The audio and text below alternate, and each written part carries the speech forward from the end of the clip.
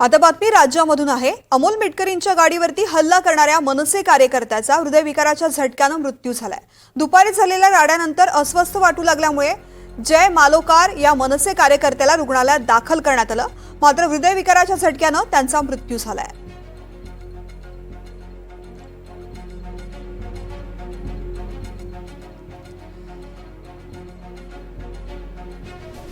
तर जय मालोकार हे मनसेचे कार्यकर्ते होते, त्यांचा हृदयविकाराच्या झटक्याने मृत्यू झालेला आहे।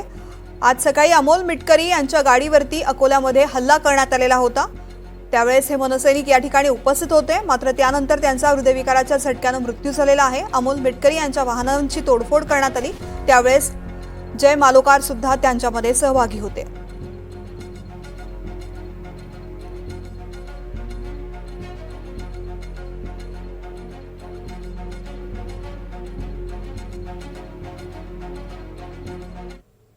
मला अत्यंत वाईट वाटतं की 26 वर्षाचा एक युवक मगा जो राडा झाला त्या राड्यामध्ये कुणाच्या तरी चिथावणीनंतर तोही बिचारा पक्षाचं प्रामाणिक काम करायला त्या ठिकाणी आला असेल त्यांच्या नेत्यांच्या सांगण्यावरून। त्याच्यामुळे राजकारणाचा असा वापर चुकीचा आहे। राजकारणाचा स्तर इतका खाली जाता कामा नये। जो गेला त्याच्याबद्दल नितांत दुःख आहे।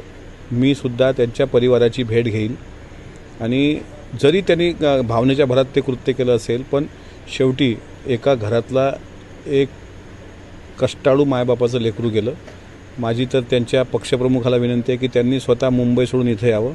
सर्वसामान्य कार्यकर्त्यांचा जीव जाईपर्यंत जर तुमचं राजकारण असेल तर हे कुठलं राजकारण आलं?